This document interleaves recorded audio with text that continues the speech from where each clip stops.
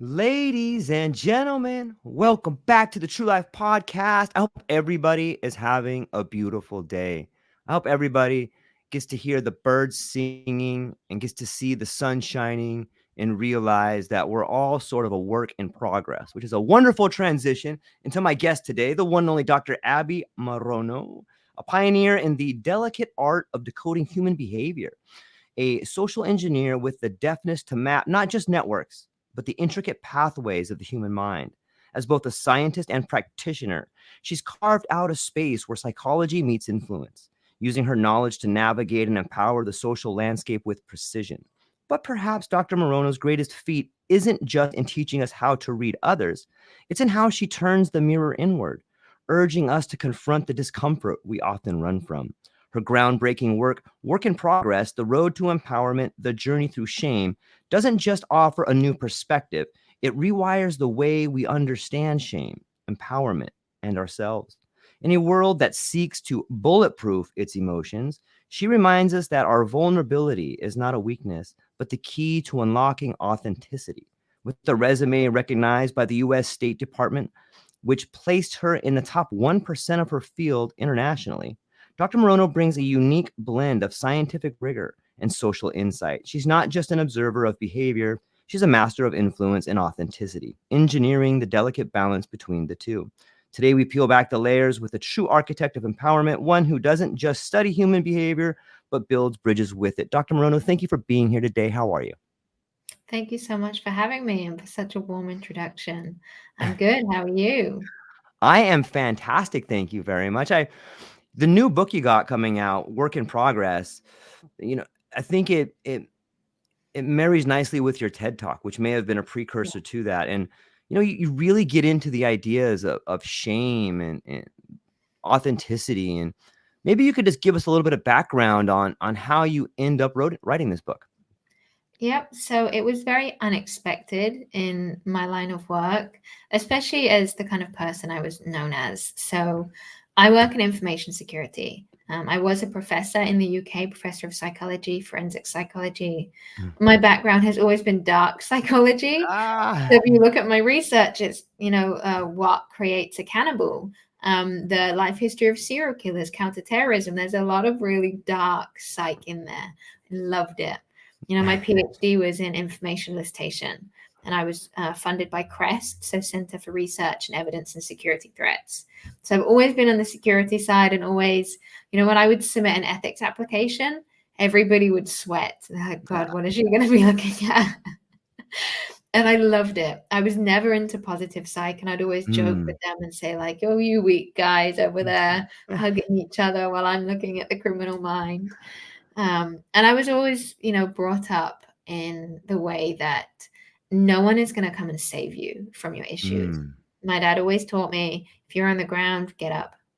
If you fall down, get up. No one is going to reach out their hand, just get up. Right. And I always kind of went on with that mentality. And I was just known very tough love, very dark psych. And I was, like I said, a professor in psychology. And I eventually moved over to the US and moved into the private sector. Started again working in information security, but more on the practical side of things. Still very tough love. And I got involved I trained Secret Service, trained FBI, trained Homeland Security through ICAC, which is the Internet Crimes Against Children. So Mm. again, these industries that are very stoic and very security focused, and you kind of have to have this really hard outer shell. And then all of a sudden, I just released this book into self-help, and I started more publicly doing volunteering with the Innocent Lives Foundation. And when I released the book, everybody was like, oh, I can't wait to read this book about nonverbals and information elicitation. I'm going to train my agents with it. And I was like, you probably want to read the title and read the description before you make that decision. And the deciding factor for me was, it's a long story how I really got to that Right. point, but ultimately I was holding myself back in my career. I didn't want to do things publicly. I didn't want to do the TED Talk. Right. I had done a talk prior to the TED Talk, which was my first kind of personal talk. And before those, I was really hesitant to let anybody know who I was. I was known as the company Rottweiler, the uni Rottweiler, and I was just not someone you could relate to in terms of vulnerability, because it just was very stoic and very, again, tough love. And it was all from a place of, I was so scared of people finding out that actually I was really soft underneath. And actually I had gone through a lot of really difficult traumas, and I'd had a lot of really tough struggles in my life and made a lot of mistakes that I was so deeply ashamed of, that I just hated the person that I was. So I was like, this is a persona that I want to put across, and I'm going to hide every aspect of myself behind this persona. And that was that tough, cold, hardworking person. And after a certain point where you're just living the life of someone else, it wears you down. And I was not sleeping because I was worried someone would find out I was a fraud every single day. And I couldn't do it anymore. And there was a point that I just decided that's enough. I can't be who I'm not anymore. I just have to be who I am. And then I decided to be open about my experiences. And there was a student that I was trying to relate to. She had gone through some really tough times. And I had said to her, I understand. And she said, what do you know? You look like someone that's never been through anything. You look like someone that's had everything given to them. And it just shook me. It shook me completely, because I've never had anything given to me. I fought for everything that I've had, and I have not had an easy life. But I realized, of course, people are going to assume that. I created this persona, and I'm trying to help people. But why on earth would they feel comfortable with me? And why on earth should they listen to me when I say, be honest with yourself and heal this and heal that, if I'm not doing the work too? So I realized I have to change. I have to be more open. And then everything really changed for me from that point. Man, that makes me think of so many questions. Do you think, as someone who has studied like the darker side of psychology, do you think you having to be in that field of security and studying all these people, that you saw similarities a little bit, and then you're like, wait, I'm being the imposter. I'm kind of doing what some of these guys were doing. Was there like a moment when you saw a bridge, like, wait a minute, I'm sort of like the Stanford prison experiment when you become the people that you're studying? That's such a great question. I've never been asked that. I do Yes. podcasts all the time, and I've never been asked that. But yes, absolutely. And that was one of the points when I was in the dark psych. Right. Because I was doing such heavy work in it, and I had started doing research when I was 19. So I'd started very young. I was publishing very young. I was working with Joe Navarro at that point, who was an ex-FBI agent, world-leading expert nonverbals. And I was also working with some criminal profilers to access this really great data. So I was doing this really deep depth dive into some really dark stuff. So you have to compartmentalize, because I would go into these cases of, okay, well, how did they enter the scene? How did they exactly stab? Where did they stab? How deep? All of these things that, if you really think about it and humanize it, it gets to you. So I had to just dehumanize everything. Everything was a data point. And when that's your life day in and day out, even though you're not actively involved in the cases, everything kind of becomes dehumanized. And I was just desensitized to all of that suffering. And I would talk about the dark stuff, and people would get agitated. And I'm like, it's just research. Like, what are you being agitated about? But when I became a professor, I've always been someone that I love what I do. I love psych. So I go to sleep excited to wake up to work. I don't want to go to bed because I have to stop working. I've always been that way. But academia slowly started to weigh me down. And I wasn't really aware of the effect that dark psych was having on me too, until Joe Navarro said, you've got to get out of this side of things and come more into business. And then I moved from the dark psych more into positive psych, because I was a biopsychosocial researcher. So instead of just looking at one side of just looking at the psychology or biology or neurology, I looked at how our psychology and our neuroscience and our biology and the social systems all interconnect with each other to create our behavior. And I looked at things through patterns of behavior. So when I stepped out of forensics, it wasn't a difficult move for me just to go more specifically into social psych, because I already had those transferable skills. So I moved into the positive side of social psychology instead of deeply the forensics. And I realized I'm actually a lot happier. It was like this weight was taken off of me. And I did realize that a lot of my empathy was being suppressed.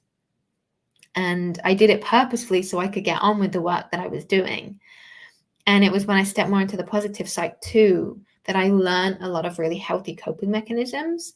And I realized, oh no, mindfulness isn't just a hippie hoo-ha practice. There's so much neuroscience to it. And I really wanted to hate it, because I'm like, no, this mindfulness, giving yourself grace and compassion, I don't want any of that.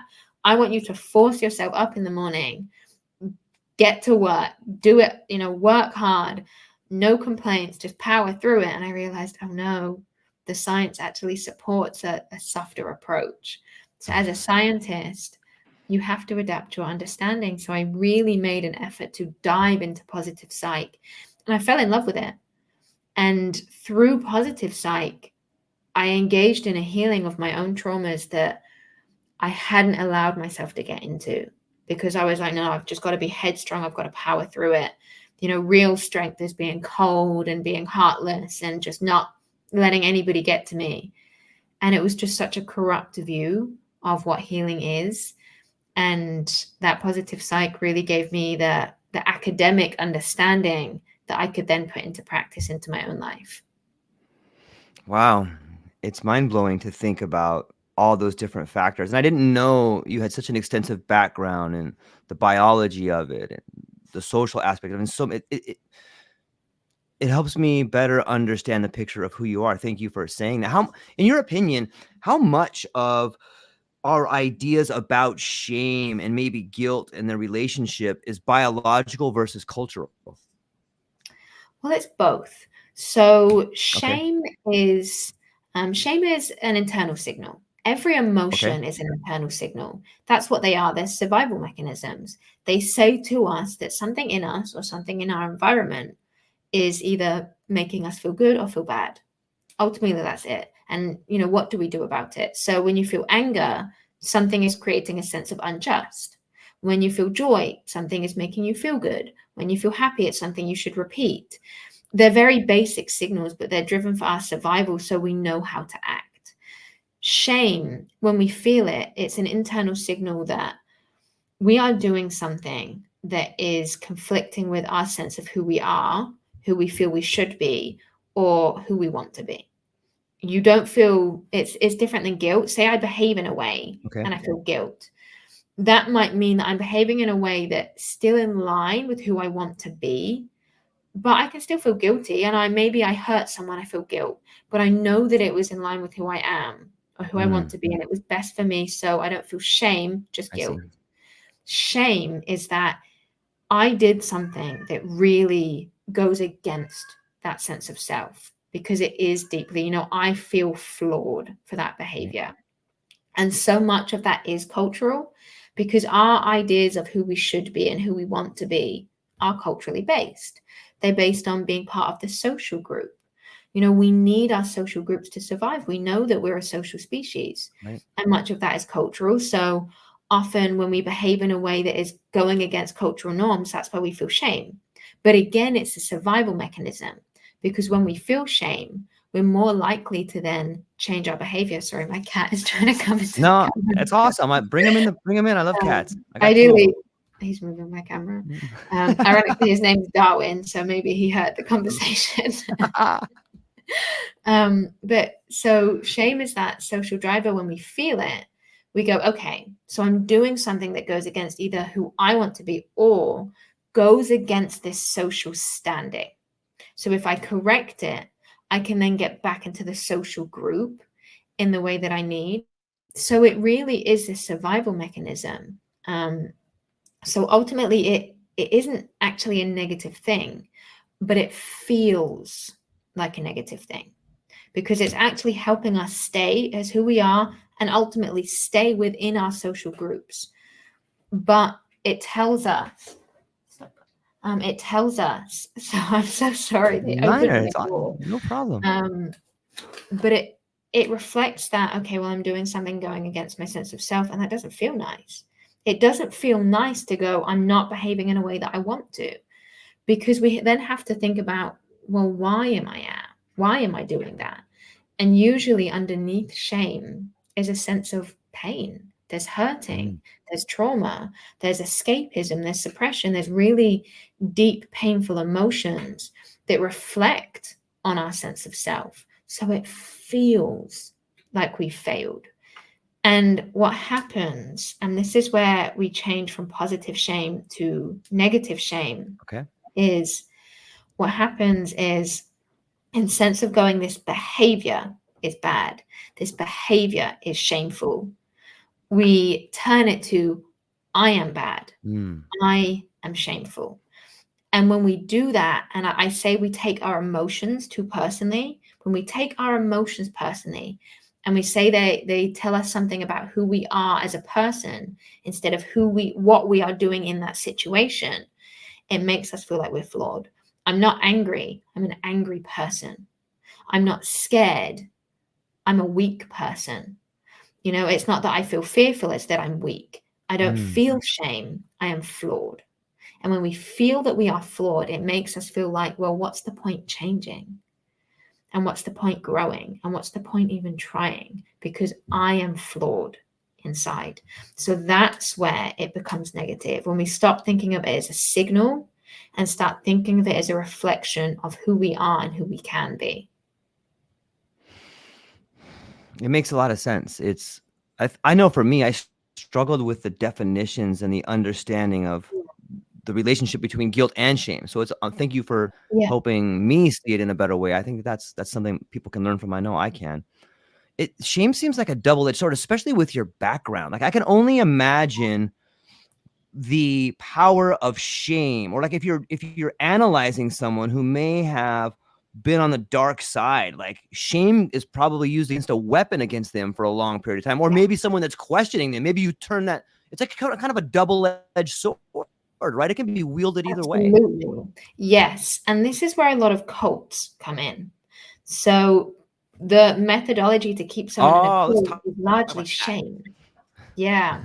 Because it is that deep reflection of Yeah. ourselves. And whether it's Right. good or bad, that feeling, the feeling of shame is always a negative one. Shame under no circumstances feels good. And that's what I want to get across. But the goal of shame is to get us to change. Does change feel good? Absolutely Right. not. Change is uncomfortable. And when that change comes from, because I Right. did something bad, you've got all those other emotions connected to it. Embarrassment. You've got that, okay, I'm angry, I'm hurt, I have grief, all of these things that drove that behavior that is causing us shame. If we want to address that shame, we've got to address what drove that behavior. So it does not feel good under any circumstances. Yeah. But when we listen to it and say, okay, this feels horrible, but let me dive into it. Let me figure out why I'm doing it. It can be used as a force for good, because now we can start changing our behavior. But again, it doesn't feel good. It's just to get to that point where we can be better, where we can be kinder. But we can also use it to control people. So it can be used as that motivating factor of, okay, I want better for myself. I want to grow. I don't want to do this anymore. Let me listen to what my shame is telling me. Let me be better. But if you know someone is struggling with XYZ, if you make them feel shame about those things, you can really make them feel flawed as a human. And when someone feels flawed as a human, they are vulnerable. So let me take away their sense of self and let me put in who I feel that they should be. And let me make them feel flawed of character. Let me make them feel flawed as who they are. Tell them, if you do these things, you're going to feel good. You're going to be worth something. And this is what a lot of abusive relationships do. Yep. Same cult, abusive relationships, they make you feel flawed, and then they give you something that makes you feel a little bit better. They keep you in that negative, insecure pain cycle, so you don't feel like you're worth getting out of it. And you get these like false sense of self and false dopamine hits through, whether it's the relationship of, okay, well, they give me some attention, they must love me, they give me this intimacy. Or in a cult, they say if you behave in these ways, you'll get this praise or you'll have this outcome. So you get trapped in these cycles, and it's all shame driven. It's very, very shame driven because you just feel flawed inside. And that's such a great way to trap someone, to make them feel like they don't deserve to get out. They don't deserve to grow, and they have to stay in this cycle in order to be worth something. Darwin's chiming in over there. He I thinks so know. too. I love it. I love it. It's so awesome. Maybe this speaks volumes of me, Abbie, but I feel, okay, let's think about the word culture for a minute. Like the first 4 letters of culture are cult. You know what I mean? And so when we start looking at culture, whether it's the programming on TV, and it is such a powerful tool, I can't help but see that form of manipulation. You don't have enough. You're not enough. You don't drive this car. You don't have this house. And maybe it's the circle I run in, or maybe that speaks volumes of me. But like, I think on some level, our society may have overcorrected. We went from the scarlet letter to this way over here. Like, I feel like we've really overcorrected. All shame, no shame. But it just seems like it's being pushed on us somehow. Is that just volumes of my personality? Okay. Yeah, and shame is so common in society. Like if you speak to most people, they will say, no, I don't feel shame. But inside they do. And no one wants to talk about it. We're told it's okay to talk about our feelings, but never shame. Shame is something we go, oh yeah, I feel all these things, but then we hide our shame so deep down. Again, because it is that sense of self, which is so personal. But that, again, just referring to what shame is, it's that I'm not living up to who I want to be, who I feel I am, or who I should be. If we go on social media, what are we faced with? This is who you should be. Right. This is the kind of mum you should be. This is the kind of dad you should be. This is the kind of house you should have. This is the kind of success you should have. Oh, you're a businessman? This is what you should look like. Oh, you want to be successful? This is what you should do. This is the car you should drive. Everything is, oh, you want to work out? This is the body you should have. If you want a good relationship, this is how you should act. This is what you should eat. Everything, this is who you should be. So we get these idealized versions of every aspect of our life. And it's not authentic to be that, because it isn't who we are, but it's who we feel we need to be. So we try and force ourselves into this. And when we don't fit that box, what do we feel? I feel like I'm flawed. I feel like I'm not enough. I feel like my sense of self isn't good enough.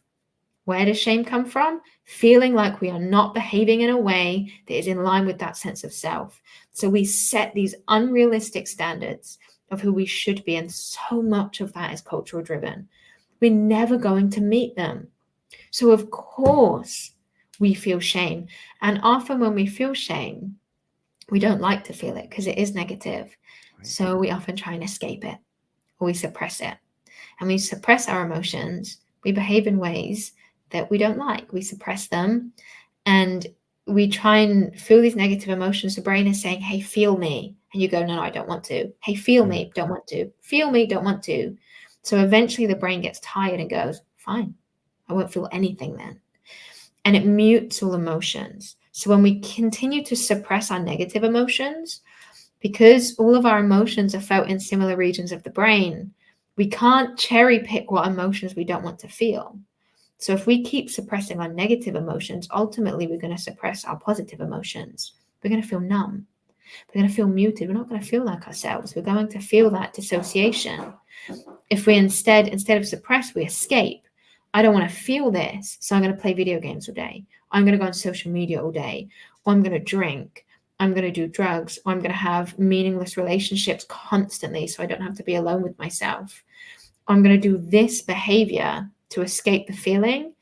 That leads to more shame because we don't like the way we're behaving, the person we're turning into. So we go into denial, keep doing it. So we get stuck in these cycles. And ultimately, it's because of that sense of shame that we try and get rid of. And I do think that social media is such a huge part of that, because it starts the cycle of making us feel like who we are is not enough. And when you say to people, like, do you feel like enough? their answer probably isn't honest, but if you really sit down with them and say, this is a safe place, do you feel like enough? Most people deep down don't feel like they're enough. And that is shameful because I'm not enough. I'm not good enough. I'm not smart enough. I'm not this enough. So therefore I'm flawed. And therefore I'm not worthy of love. And it's something that we just see so much in society now. Yeah, how can you have a flourishing society if everybody is constantly second guessing who they are and if they're enough, right? That sounds like a Exactly. recipe for disaster. Yep. And if you don't know who you are, how do you know how to act? Because when I make a decision of how to Yeah. act, I go, does this reflect what I want to create for myself? Does this reflect the person I feel like I am or who I want to be? If I don't know who I am because I'm denying all of my emotions and I don't want to feel my feelings, how do I know how to act? And that's again what really creates that cycle, because we behave in ways that aren't in line with who we want to be because we don't know who we want to be. So we get trapped in this and we feel that negative emotion for the behavior. So we keep doing the behavior.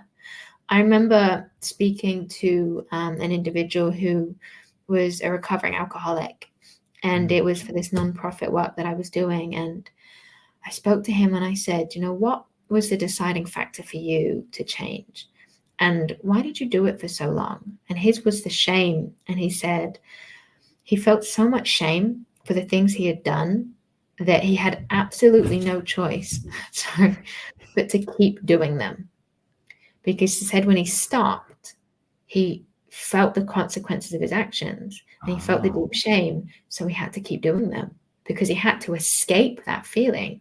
But the more he did them, the more negative he felt.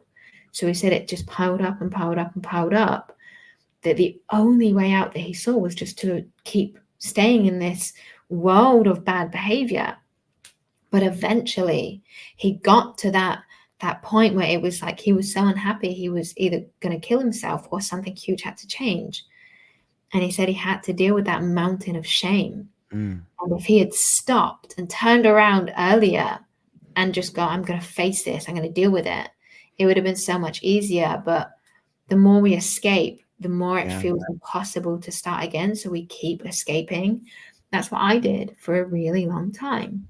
I just kept running and I kept running and I kept running. And I kept saying, I'm going to look back one day and it's going to be so much easier to stop. But right now, because of all this stuff, I'm going to keep running so I don't have to face it. And it never got easier. It just got worse. So, you know, eventually you do have to turn around and face it, because what's the alternative? Keep living in denial, keep behaving in that way? It's not a comfortable way to be. Yeah, I heard a quote once that said, people change through either inspiration or desperation. And too often it's desperation because you're trapped. You're in a corner. Now you have to fight, you know, where if you could have killed the monster when it was small. It's interesting to think about it. Yeah. Right. And that's what I wanted to do with. Yeah. Oh, sorry, there's a delay slightly. Yeah. Okay. Yeah. No, go ahead. That's what I wanted to do with this work, with the book. And that was that flip, that switch that flipped of, if I don't speak out about mine, why would anyone listen to me? It's that instead of watching other people go through that desperation, and I made so many mistakes. I wish someone had sat down with me and said, it's okay to feel what you feel. Let's work through it. If someone had sat down with me, maybe I wouldn't have made all of those other mistakes after. Maybe I would have, but maybe I wouldn't. So I realized that I felt almost like a moral responsibility to be honest about my feelings, my journey, and my mistakes, so people don't have to change through desperation, and maybe they can change through inspiration. Yeah, it's beautiful. I think that that's a huge part of the change we're seeing in society. And it seems to me that a lot of times in education, you're learning from people who may not have had the actual experience of the event. That's why I think your book is top of market where it is because you're talking about actual events and you're talking about a recipe that you used personally to change yourself. Like there's real reflection in there. Yeah, I feel like a lot of people that teach change, they feel almost like they have to be perfect themselves. and they have to sit on Right. this pedestal and say, be like me. Be like me. If you do these things, if you buy this course, if you spend all this money, you can get to this glorious point that I'm in. And it paints this idea that healing is reached and then it's done. And then you are wonderful, and everything you do, you're unbothered and you have no negative emotions. And, you sit on this high horse and like all of these people below you still struggling with their healing journey. And that's a great way to sell, because you can put yourself as someone that people want to be, because you want to be unbothered. You want to be perfect, and you want to be all of these things. So it's great. It's a great way to sell. And I see it all the time. What I don't see is people that says, and as well, when they talk about their mistakes, they talk about things that were done to them.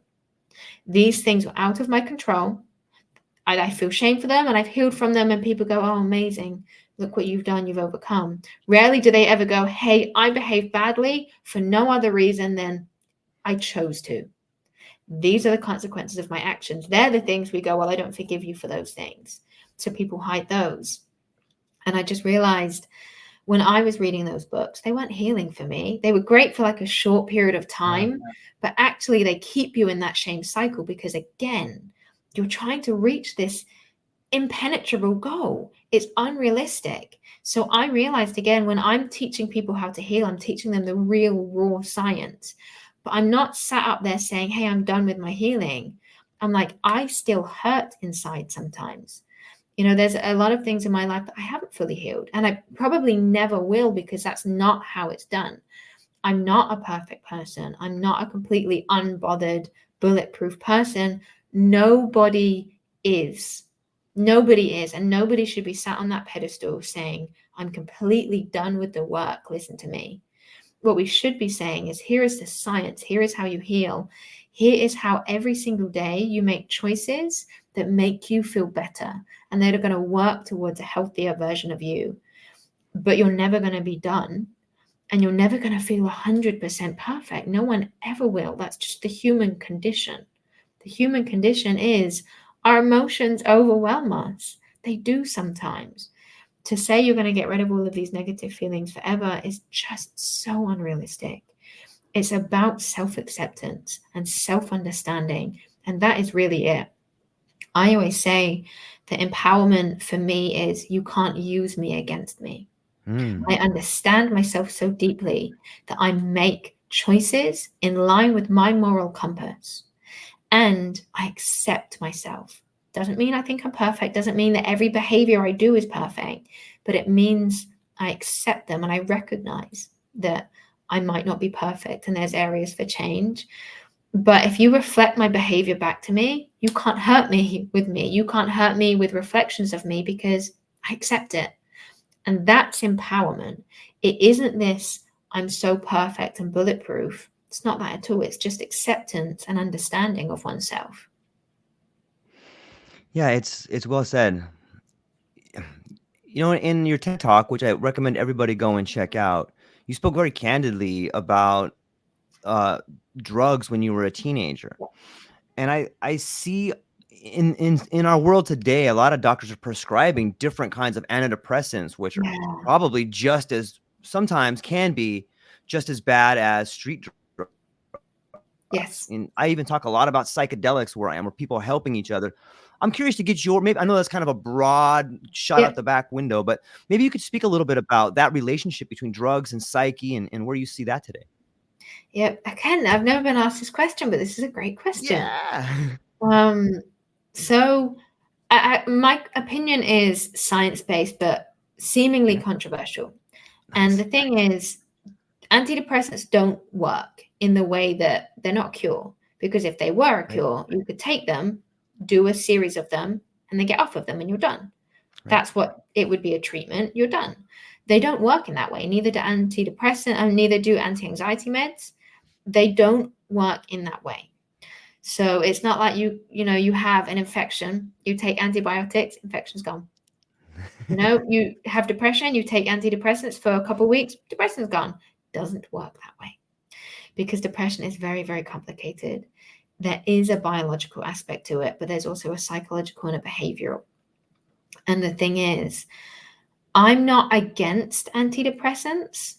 but I don't think that they should be pushed in the way that they should, because what happens is when we behave in behaviors that are not conducive to health, like we sleep in, and we know that waking up early and going to bed early is the best for mental health, because our circadian rhythms are in sync with sleep and wake cycles of the sun, basically.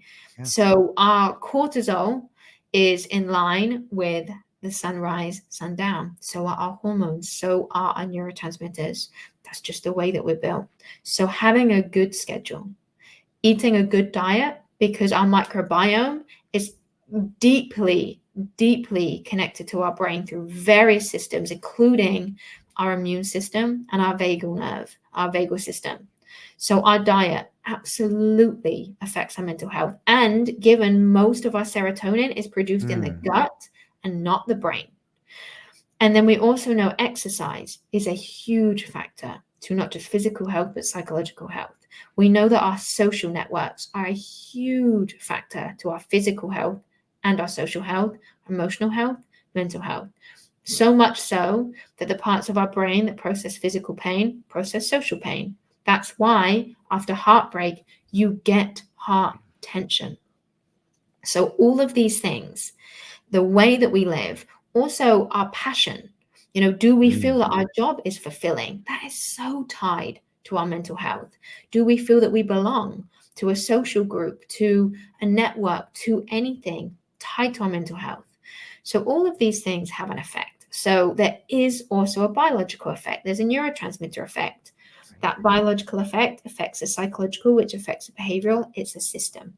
So to say it's just this one thing that can be treated with drugs is flawed, because if we're not making those behavioral changes, it does not matter what we do biologically, we are still going to stay in that negative feeling. So you need to change the behavioral things. When you want to stay in bed, you have to find a way to get yourself up. When you want to isolate, you have to find a way to build a social connection. When you want to eat rubbish all day, you have to find a way to try and eat healthy. Otherwise, nothing is ever going to change. That makes it sound easy. It isn't. It is hard. But if you don't make those changes, you're going to keep getting those negative mental health effects. So you can take those drugs, and they can mute you and they can help you feel less worse, but they're never going to get rid of that depression because it's so much deeper than that. Where it comes in, where I do think that, okay, they're absolutely necessary, is when someone is at such a deep, dark point in their life. Because remember, they do mute your emotions. Yep. They do make you feel a little bit more zombified.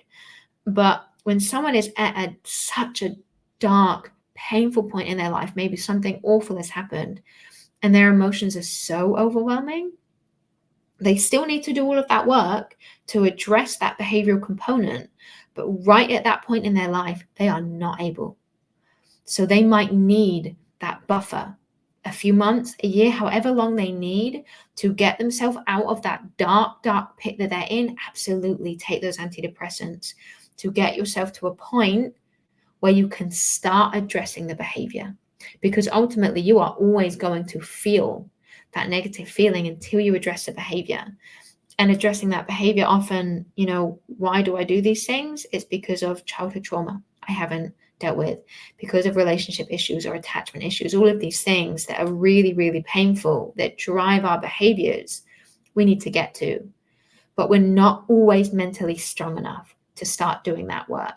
So if you really can't, I do think that's where antidepressants and anti-anxiety meds become a life-saving thing.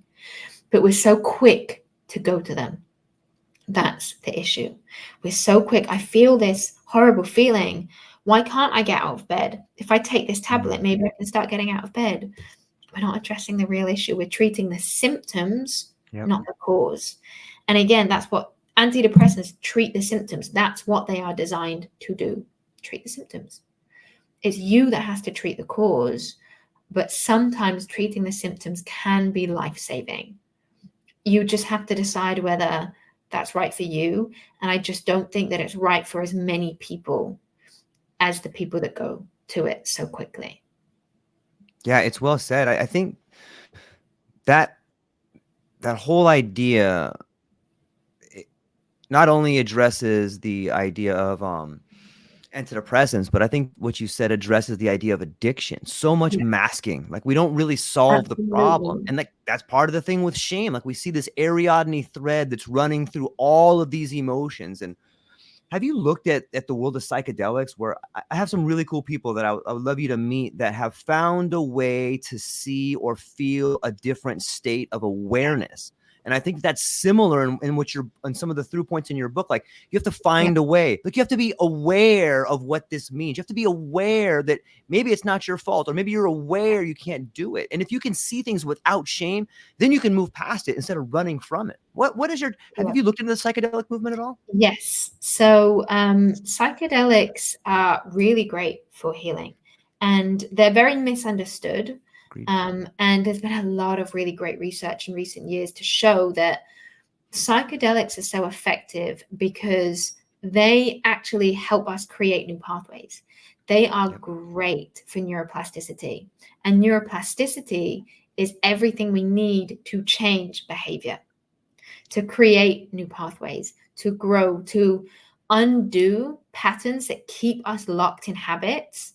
Neuroplasticity allows us to create new networks. Psychedelics, they enhance neuroplasticity. They allow us to grow and change in a really amazing way. And the thing with trauma and the thing with really dark negative emotions and things like especially CPTSD and PTSD Mm-hmm. is why it occurs is because the brain is trying to protect you. It's saying this bad thing happened and you need to remember that this bad thing happened so you don't repeat it. So it keeps showing us this bad thing. And it's like, save yourself, save yourself. And you're like, Yep. okay, I get it. Like this bad thing happened. I don't need to keep being told about it. But the brain is going, no, I'm trying to help you. But it is actually hurting itself. So then it goes, uh-oh, we're having this really negative effect because of this thing that I'm doing to try and save you. What do we do? Well, we shut down the emotional regions because this is where it's coming from. So that's where that emotional blunting comes from. And that's often what suppression does, is it shuts down those regions of the brain. It's really hard to think them back on, to go, no, let me feel again. That's why often we can't cry. Trauma will happen and you go, why are they so cold? Do they not care? Why aren't they crying? Because the brain is saying you cannot feel anymore. And to go, let me cry is so hard. So what psychedelics can do that just thinking can't do in that same way and not so quickly is they can create activation in those regions of the brain that have turned themselves off to save you. That's why it's so important to do it too with the right intentions and a controlled, safe environment, because you are playing with your brain activity. That's what you're doing. You're playing with activation of your brain that you don't fully understand, that science doesn't 100% understand either. So to do that in a forest with some friends isn't the best way to do it. Doing it in a controlled setting with experts is a really, really healing thing. And I'm actually working with the Innocent Lives Foundation and another nonprofit to set up this recovery center for individuals who have gone through sexual trauma and are really, really struggling, or sexual trafficking. They can come to this center and do psychedelic work to support their trauma healing. So we're currently working on this because there is so much research behind it, because it is so healing. And there's a lot of great research into PTSD that it is helpful, because PTSD is ultimately a brain disorder. It's the disorder of emotions and memories. And psychedelics allow us to turn on those regions of the brain that bring us back those memories. Because sometimes what we do is purposeful forgetting. So after trauma, sometimes what happens is we can't access our memories. And it's not that the memory's gone, it's that the brain is going, I don't need to see this. Like, I'm just shutting down. I'm not going to let you get to this. Because if it was gone, we couldn't get it back. It's still there in the brain. The activation just isn't there because it's saying, no, this is going to hurt you. So we can't heal because we can't. That's what happened. How are we supposed to get over our traumas if our brain is saying you can't remember them? So psychedelics can allow us to get that activity back so we can start healing, similar to the way that hypnotherapy can work. There's a lot of myths about hypnotherapy as well, just like there is about psychedelics, but ultimately they're about changing states in consciousness. But psychedelics do have that added neuroplasticity effect that I think they're a great treatment if you're open and willing and safe and ready. Yeah, it's a great point, and it's really well said. I'm very hopeful, and there's so many incredible people that have found a way to have a new state of awareness, or Yes. by turning off the default mode network, they're able to rewire their brain in a way that allows them to see themselves without shame or guilt. It's fascinating to me. Let me shift gears for a moment and talk about linguistics and language. It sounds like so much of the words we have in our internal story play out in our life. And I'm wondering if you could speak to that a little bit. Yeah, that's such a great point. So I love your questions. This is so great. I love these topics, and I don't get to talk about them enough because it's always like down one specific channel. But you're so right about self-talk. So the way we talk to ourselves is so important because it sets a precedent of how we then interact with the world, but it has a psychological and a biological effect. So if you're about to go to the gym and you go, I can't do this, I can't do this, I can't do this, what's happening is you're increasing your cortisol levels. Now, what does cortisol do to the body? Well, it creates muscle stiffness. It also blocks cognitive awareness. It blocks critical thinking. So if you're doing that before you go to a meeting or presentation, I can't do this, I can't do this, cognitively, you're less able to do it. If you do it before a physical thing, physically you're less able because of that muscle effect. Instead, if you go, I got this, I can do this, or if you catch yourself going, I can't, go, you know what, maybe I won't bring my best to it, but I'm going to do my best. And maybe that isn't going to be my ultimate best, but it's my best right now. That's okay. And I deserve to have this workout. I deserve to have this meeting. Maybe it goes badly, but I'll learn something from it. What then happens is that cortisol effect reverses, and it actually has a really positive effect on the body. And when we talk to ourselves with kindness, it can activate our reward pathway. We get a little bit of a dopamine hit. And then what happens is we want to repeat it. So when we actively catch ourselves talking to ourselves negatively and go, no, I deserve kind words. And then we look in the mirror and go, you deserve this. You actually are worthy. And it might feel so unnatural, but we go, you are worthy. You are deserving. We're getting rid of that negative hormone effect. And we're increasing, even if it's just a little bit of dopamine. But it's rewarding. So we want to repeat it. So the more we do it, and the more comfortable we get with, you know what, you can do this. You're the boss. And you see this character on TV, like, you got this, you can do this, but do it.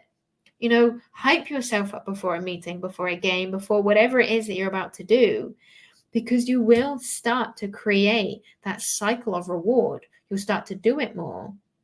And then you won't be so self-limiting. And it does take a little bit of time to untrain those negative habits, but the way we speak to ourselves affects our hormonal response patterns, which then affects our behavior and our feelings towards ourselves.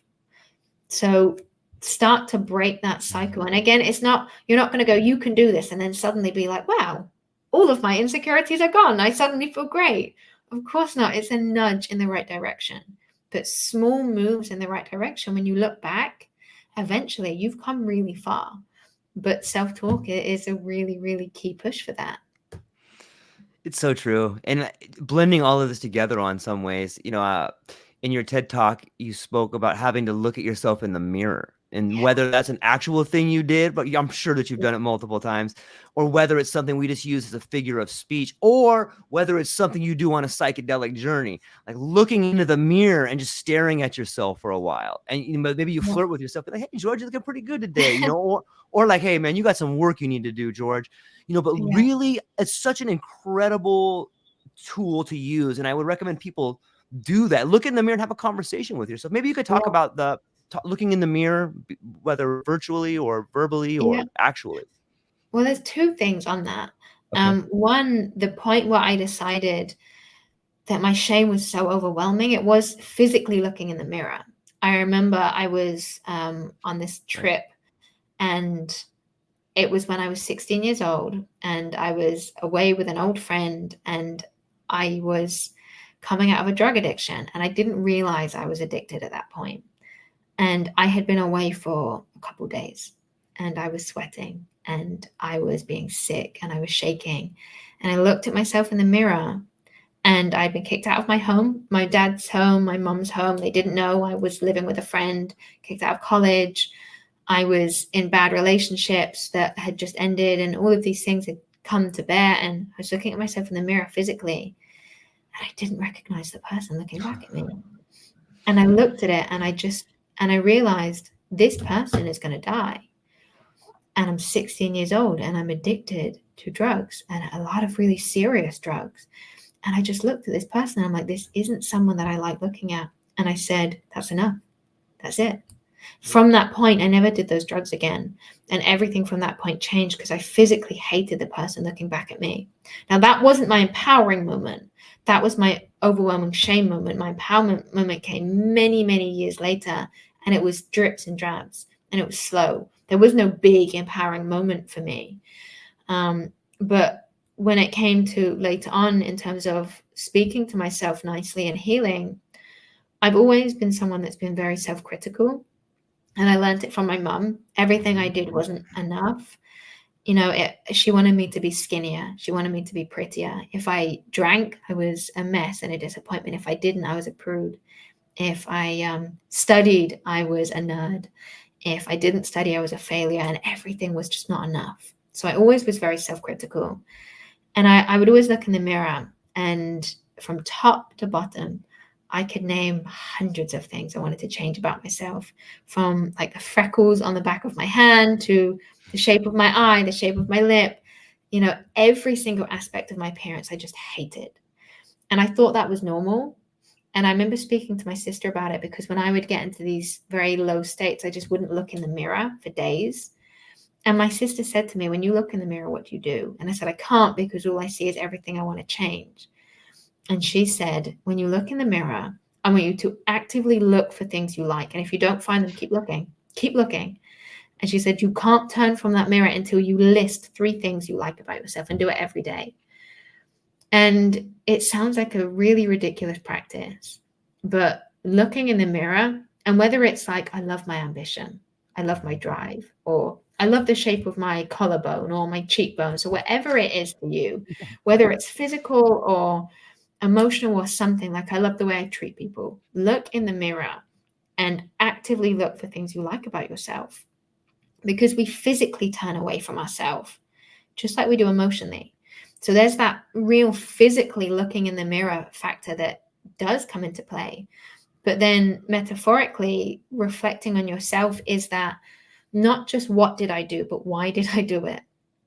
You know, looking in the mirror as, okay, well, I did this thing. I did it because I was angry. That's not enough. Why were you angry? That's still not enough. Dig deeper. And that is that reflection of, you know, when you're in an argument with your partner and they tell you you did one thing and you said, yeah, but you did this thing. Just stop and think, really, like, they're telling you something you did upset them or hurt them. Don't just reflect back where you did this. Take that behavior and think, why did I do it? What did I do it for? What was my driver? Really reflect on it. And when we reflect on our actions like that, physically and metaphorically, we can really start to grow, and we can really start to grow into a healthier, happier version of ourselves. Yeah, your sister sounds like an amazing person. She And that's an is. awesome story. Thank you. Yeah. Yeah, it's so deep when we start thinking about the way we can grow as individuals, and then you throw in your partner or someone you love or a friend or a family member, and there's these crazy concepts like transference and progression. Like, am I just fighting Yeah. with my mom over here? Am I fighting with my dad? You know, it's so crazy to think about when you start becoming aware of all that stuff. Yep. And as well, because we bring previous relationships, Yeah, whether it's totally. family or Yep. personal, into our new ones. So if someone is previously done something to treat us badly, and you see a behavior that is slightly indicative of something they used to do, you go, I know what you're doing. And you often put people in a box, and you're often so scared of someone doing something that has been done to you that you say you're going to do it. So you treat them as if they're already guilty for it. And we see this self-sabotage behavior all the time. And it's because we haven't resolved our feelings towards what happened to us. So we're still carrying those expectations and those negative feelings into all of our relationships. And until we do that hard work with ourselves, we're going to continue carrying that hurt to other people. There's that cheesy saying, hurt people. Yeah. But it's true.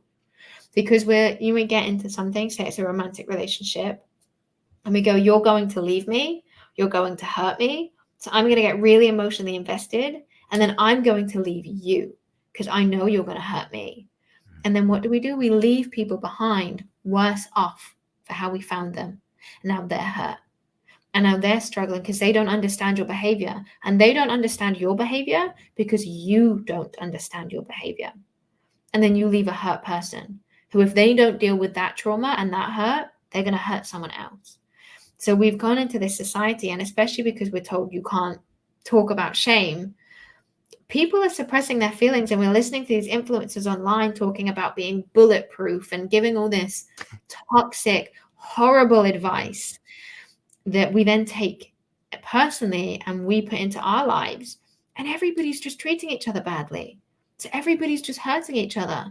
And we're seeing this. If you look at relationships now, social media makes us feel like people are dispensable and people don't have value as individuals because I can just go get another one. I'll just swipe. Look at the amount of likes I have. I've got like 50 people here. What does this one person mean to me?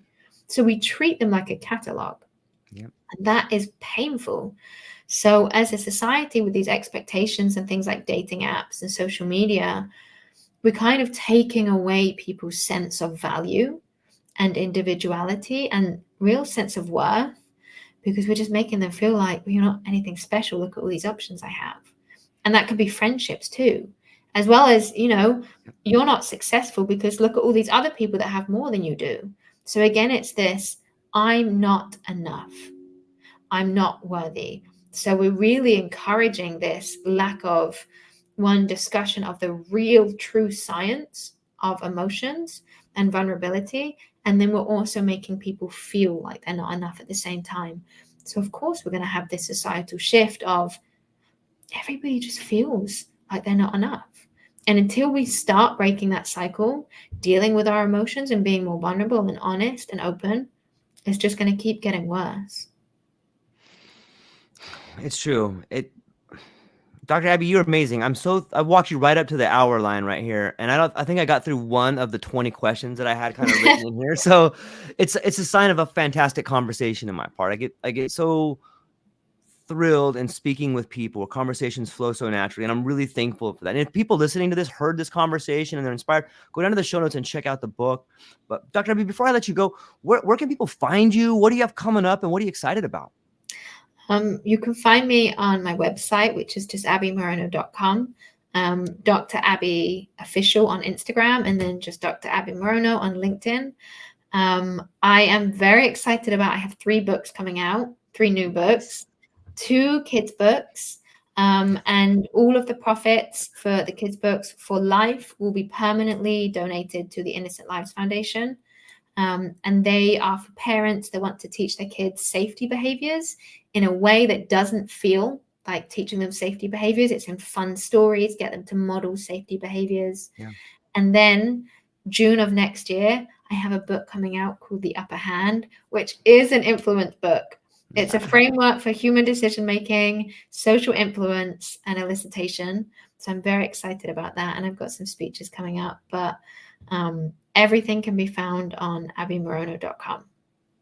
Ladies and gentlemen, go check out the site, check out the current book that's out right now, work in progress, and stay tuned for more lectures and books she's got coming out. Fascinating to get to see it play out on a child psychology level. I'll talk to you more about that. And hang on briefly afterwards. I just had a few things I wanted to talk to you about. To everybody who hung out with us today, thank you so much for spending time with us. That's all we got. Aloha.